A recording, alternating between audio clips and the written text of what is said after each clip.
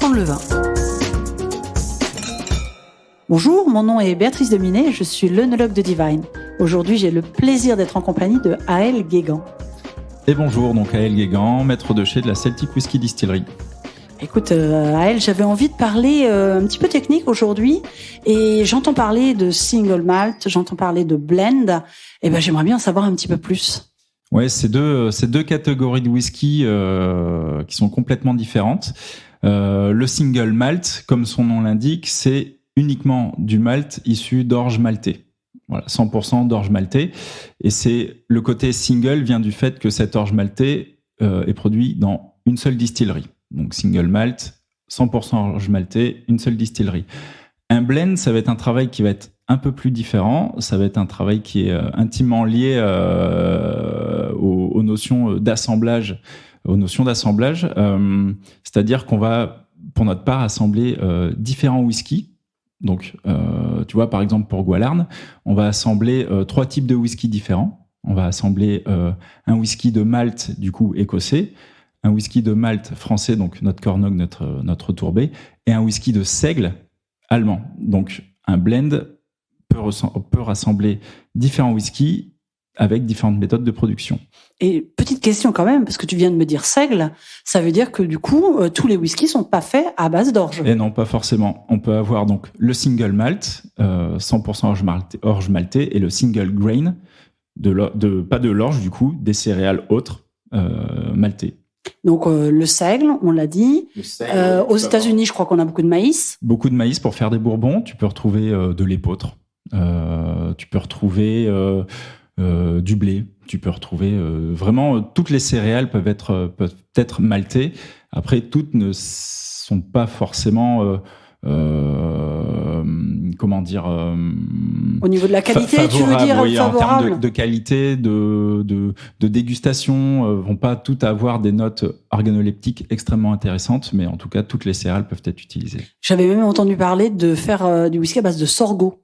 Sorgho, oui, tout à fait. Ouais. On peut en faire à base de sorgho et on peut en faire aussi à base de sarrasin. Nos collègues de chez Edu pratiquent allègrement cette méthode de production. En Bretagne, oui, j'imagine. Ouais. Voilà, ça fait des whiskies très différents. Et donc, toutes ces céréales, elles ont le même système, c'est-à-dire qu'elles contiennent de l'amidon, on est d'accord, et elles nécessitent toute cette transformation, ce maltage, finalement. Tout à fait, ouais. On peut pas faire fermenter du seigle, du maïs directement. Brut, non. On a forcément besoin d'avoir une proportion de malt dans cette matière première, justement pour déclencher la fermentation. Il faut vraiment que une partie des sucres soit transformée pour être fermentée.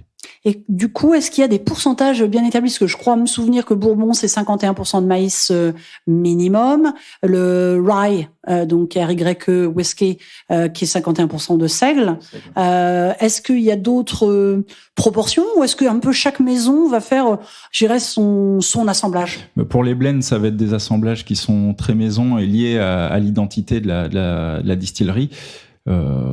Pour les single malt, c'est 100% orge maltée. Voilà, ça c'est un impondérable.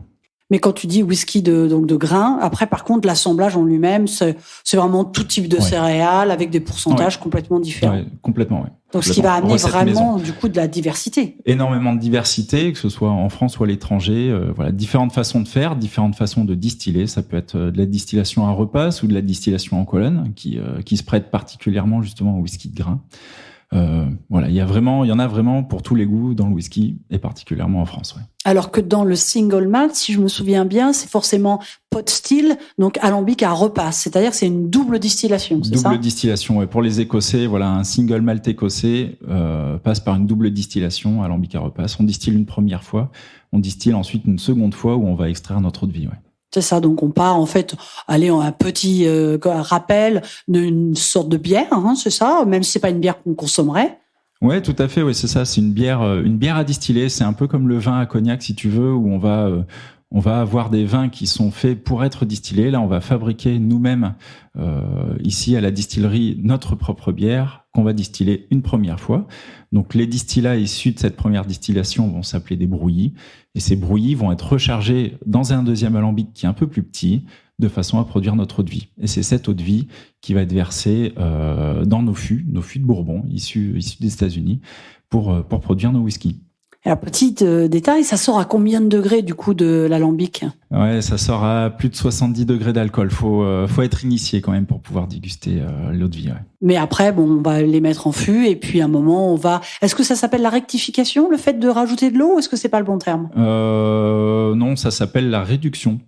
On va réduire tranquillement nos whiskies de façon à atteindre, on va dire au bout de 3 ans, 60-65 degrés d'alcool. Et après, avant l'embouteillage, on va faire une réduction finale de façon à arriver à 46 degrés pour nos single malt. Très bien. Bah, écoute, oui, c'est à mon avis une bonne nouvelle parce qu'à 75 degrés, ça serait peut-être un petit peu c'est beaucoup. C'est un peu fort, ouais. Bon, écoute, rendez-vous à très bientôt pour de nouvelles aventures dans nos podcasts. Merci à elle de nous avoir reçus. Ouais, merci Béatrice, à bientôt.